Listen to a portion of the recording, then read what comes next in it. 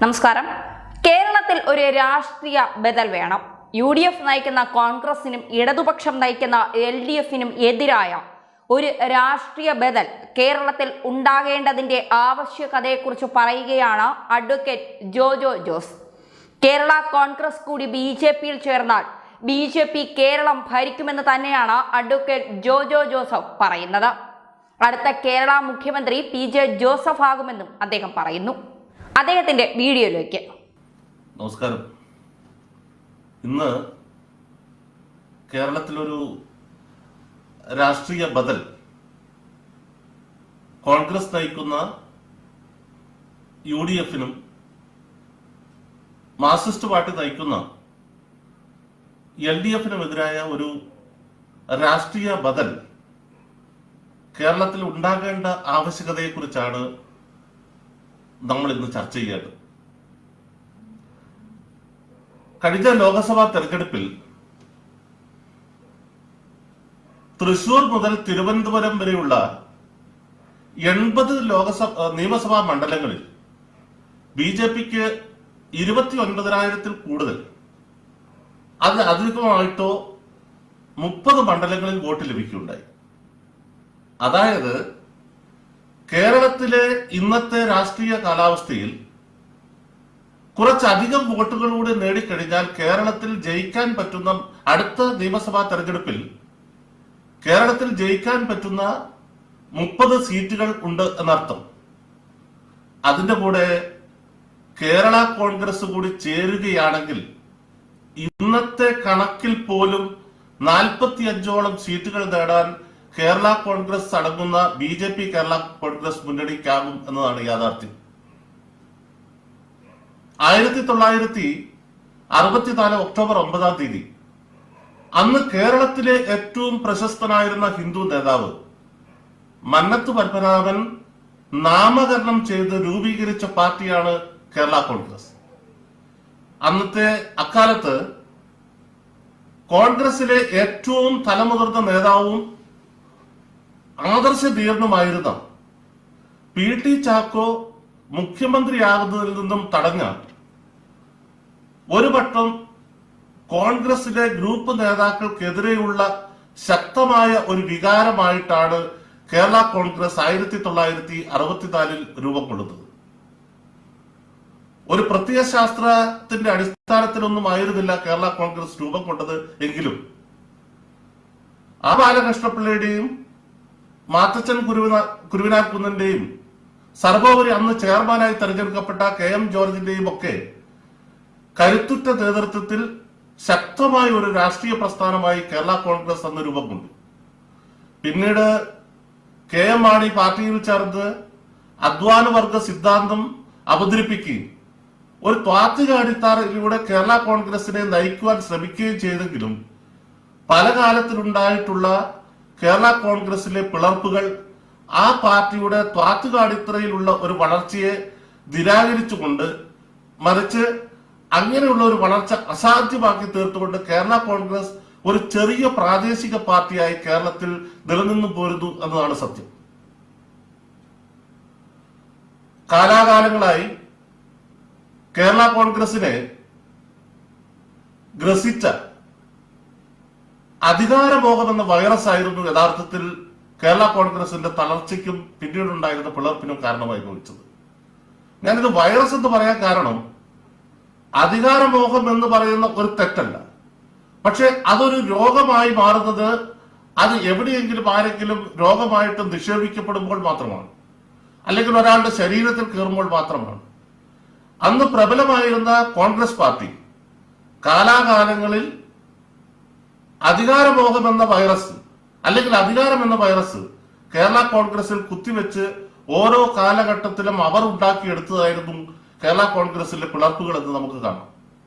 77 മാണി പിള്ള പിളർപ്പോ, അല്ലെങ്കിൽ 87 പിന്നീട് ജോസഫ് മാണി പിളർപ്പോ അല്ല, മറിച്ച് 93 കേരള കോൺഗ്രസ് TN ജേക്കബിന്റെ നേതൃത്വത്തിൽ അദ്ദേഹവും മറ്റു 3 MLA-മാരും കൂടി പിരിഞ്ഞു പോയപ്പോഴായിരുന്നു യഥാർത്ഥത്തിൽ കേരളത്തിൽ കേരള കോൺഗ്രസ് അഭിമുഖീകരിച്ച ഏറ്റവും വലിയ പ്രശ്നമായി മാറിയത്. 4 MLA-മാർ ഒത്ത് കേരള കോൺഗ്രസ് ജേക്കബ് ഗ്രൂപ്പ് രൂപീകരിച്ചുവെങ്കിലും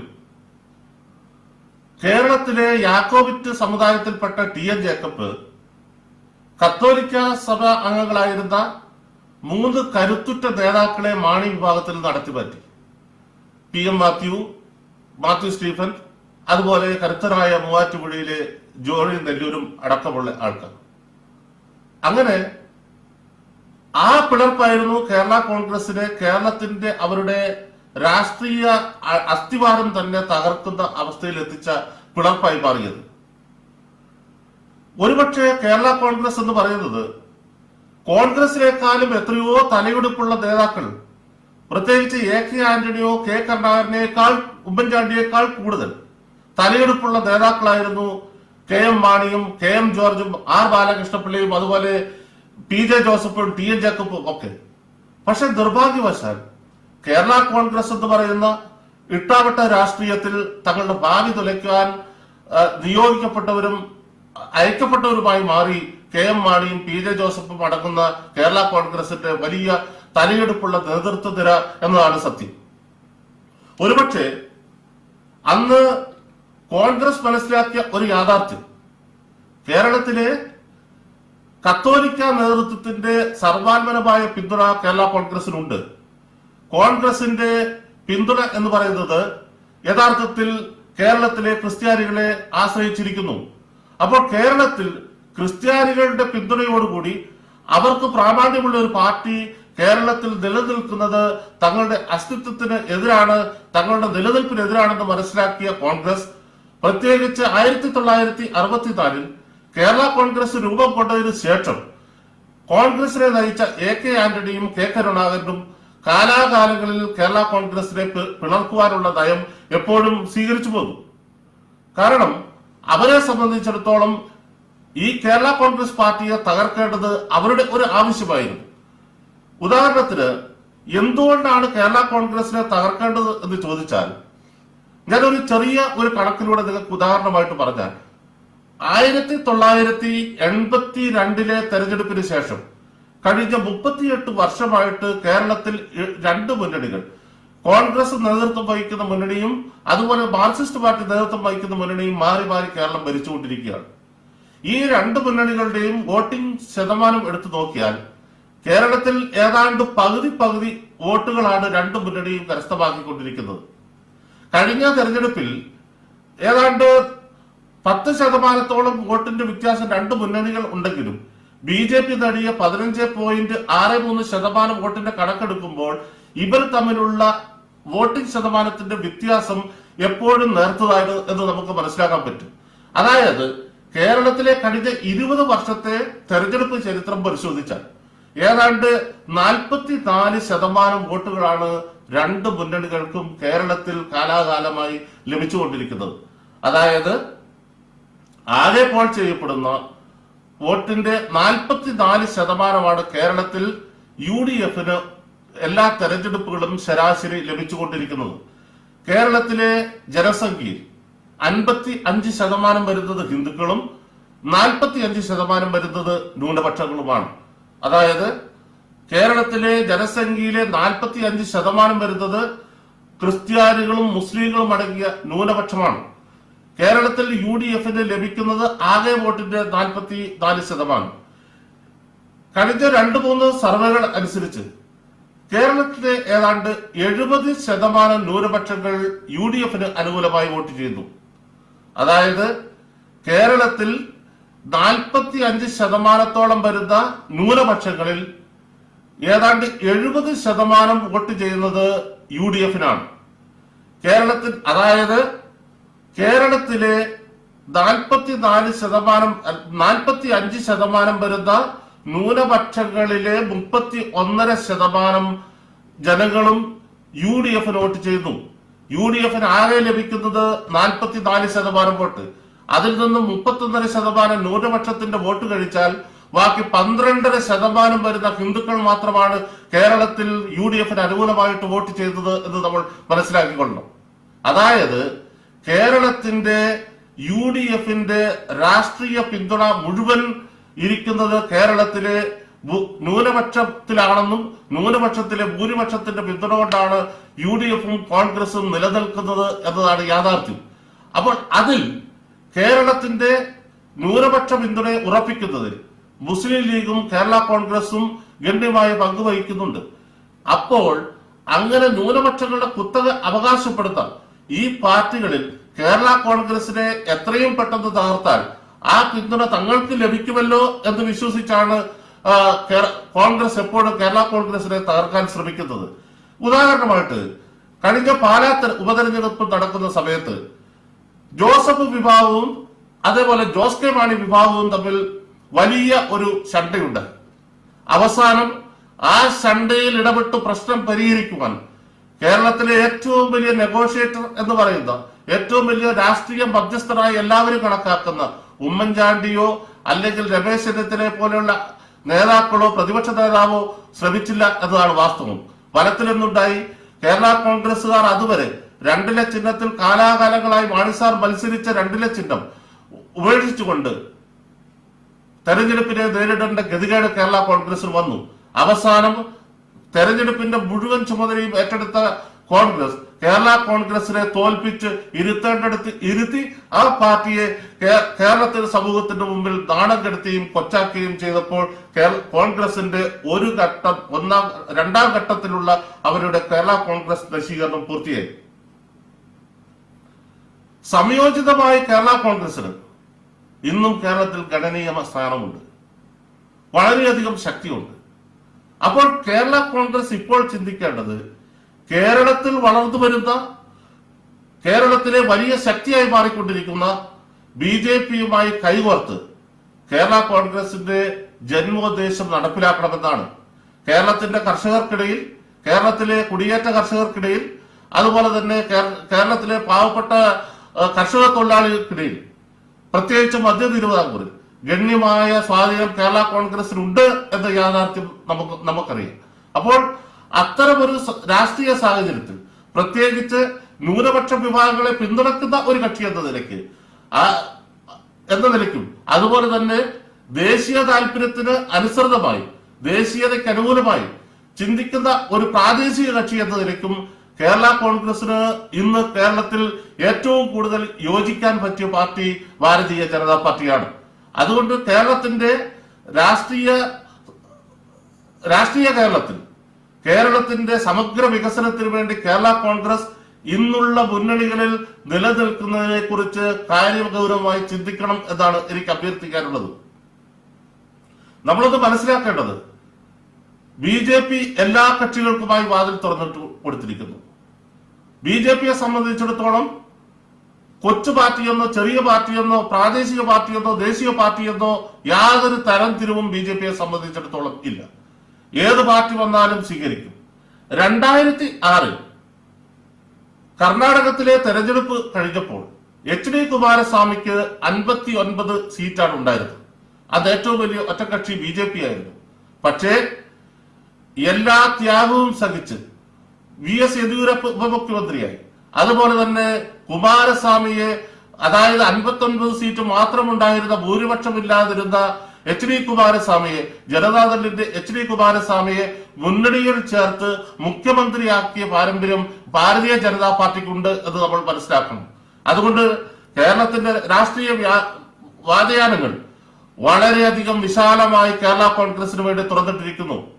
എന്തേ PJ ജോസഫിനെ പോലെയുള്ള ഒരു നേതാവ് കേരളത്തിൽ മുഖ്യമന്ത്രിയായി വന്നുകൂടാ? അതേപോലെ തന്നെ ജോസ് കെ മാണിയെ പോലെയുള്ള ഒരു വലിയ പരിണിത പ്രജ്ഞനായ ഒരു നേതാവിന് എന്തുകൊണ്ട് കേന്ദ്രത്തിൽ ഒരു മന്ത്രിയായിക്കൂടാ? അതേപോലെ തന്നെ PC ജോർജ്, ജോണി നെല്ലൂർ, മോൻസി ജോസഫ്, CF തോമസ്, ബാലകൃഷ്ണപിള്ള തുടങ്ങിയ വലിയ പ്രമുഖരായ നേതാക്കന്മാർക്ക് കേരള രാഷ്ട്രീയത്തിൽ നിന്നും വിരമിക്കേണ്ട കാലഘട്ടമൊന്നും ആയിട്ടില്ല. അവരെ സംബന്ധിച്ചിടത്തോളം ഇനിയും ഒരു രാഷ്ട്രീയ നീക്കം അവർക്ക് നടത്താൻ കഴിഞ്ഞാൽ കേരളത്തിൽ BJPക്കൊപ്പം ചേർന്നാൽ ഇനിയും വലിയ സേവനങ്ങൾ ചെയ്യുവാൻ കഴിയും. കേരളത്തിന്റെ സമഗ്ര പുരോഗതിക്ക് വേണ്ടി പ്രവർത്തിക്കുവാൻ കഴിയും. കേരളത്തിന്റെ സമഗ്ര വികസനത്തിന് ഒരു നേതൃത്വം വഹിച്ച ഒരു കക്ഷി, അതിന്റെ ജന്മോദ്ദേശം തന്നെ അതായിരുന്നല്ലോ. കേരളത്തിൽ വലിയ ഒരു മുന്നേറ്റം ഉണ്ടാക്കണം, കേരളത്തിലെ പാവപ്പെട്ട കർഷകർക്കും കൃഷി തൊഴിലാളികൾക്കും വേണ്ടി പ്രവർത്തിക്കണം എന്നൊക്കെയുള്ള ഉദ്ദേശത്തിൽ, പ്രത്യേകിച്ച് ന്യൂനപക്ഷങ്ങളെ സഹായിക്കണമെന്നുള്ള ഉദ്ദേശത്തിൽ ഉടലെടുത്ത കേരള കോൺഗ്രസ് പോലെയുള്ള പാർട്ടിക്ക് കേരളത്തിൽ വലിയ ഒരു സ്വാധീനം ചെലുത്താൻ കഴിയും. അതിന് കേരളത്തിലെ പ്രിയപ്പെട്ട കേരള കോൺഗ്രസിന്റെ നല്ലവരായ നേതാക്കന്മാർ ഒരു രാഷ്ട്രീയ മാറ്റത്തെ കുറിച്ച് ചിന്തിക്കണം എന്നാണ് എനിക്ക് അഭ്യർത്ഥിക്കാനുള്ളത്. ഒരുപക്ഷെ കേരള കോൺഗ്രസുകാരായിട്ടുള്ള നേതാക്കന്മാർ ഇപ്പോൾ ചിന്തിക്കുന്നത്, അങ്ങനെ വന്നാൽ ഞങ്ങളെ സംബന്ധിച്ചിടത്തോളം കത്തോലിക്ക ഭൂരിപക്ഷമുള്ള പാർട്ടി എന്ന നിലയ്ക്ക് ആ പാർട്ടിക്ക് കേരളത്തിലെ കത്തോലിക്കരുടെ പിന്തുണ നഷ്ടപ്പെടുമോ, ക്രിസ്ത്യാനികളുടെ പിന്തുണ നഷ്ടപ്പെടുമോ, നായന്മാരുടെ പിന്തുണ നഷ്ടപ്പെടുമോ എന്നൊക്കെയുള്ള ഒരു ചിന്ത ആ പാർട്ടി അലട്ടുന്നുണ്ടാവും.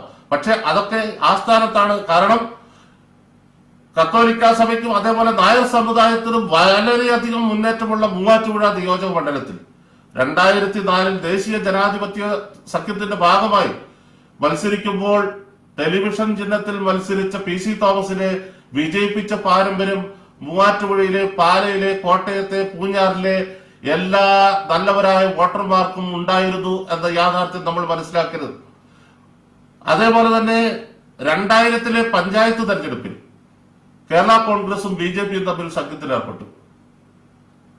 കേരള കോൺഗ്രസിന്റെ 3 ജില്ലാ ഡിവിഷൻ സ്ഥാനാർത്ഥികളെ BJP വിജയിപ്പിച്ചു. BJPയുടെ കുറവലങ്ങാട് ഡിവിഷനിൽ സ്ഥാനാർത്ഥിയായിരുന്ന സന്ധ്യയെ കേരള കോൺഗ്രസും ജയിപ്പിച്ചു. അപ്പോൾ കേരളത്തിലെ കേരള കോൺഗ്രസിനും BJPക്കും പരസ്പരം ജയിപ്പിക്കുവാനും വോട്ട് ചെയ്യുവാനും യാതൊരു മടിയും തടസ്സവുമില്ല എന്ന യാഥാർത്ഥ്യം നമ്മൾ മനസ്സിലാക്കണം.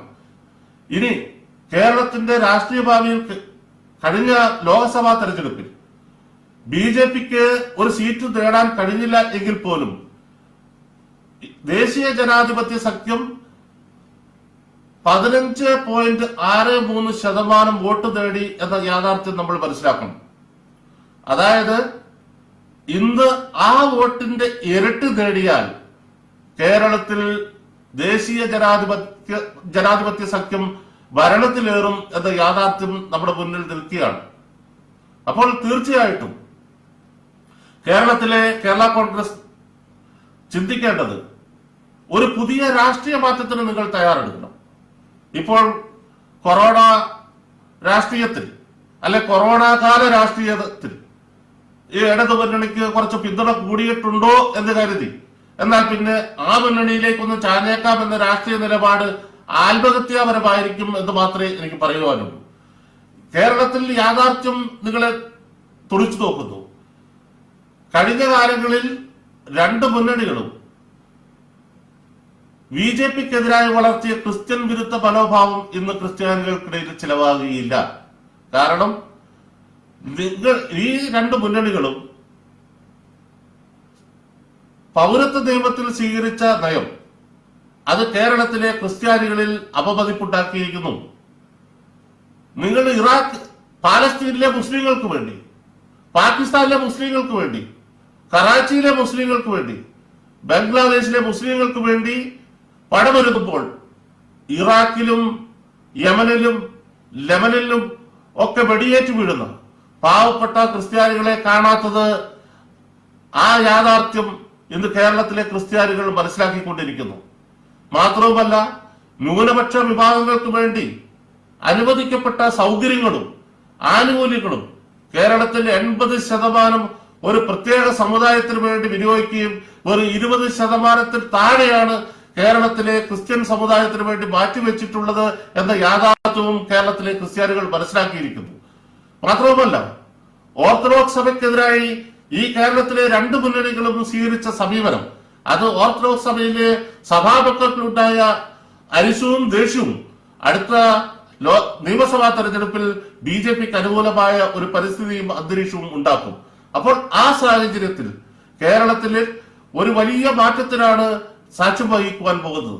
കേരളത്തിലെ ക്രിസ്ത്യാനികളിൽ ബഹുഭൂരിപക്ഷവും അല്ലെങ്കിൽ കുറേയേറെ ആൾക്കാർ BJPക്ക് അനുകൂലമായി ഇപ്പോൾ ചിന്തിച്ചു തുടങ്ങിയിരിക്കുന്നു.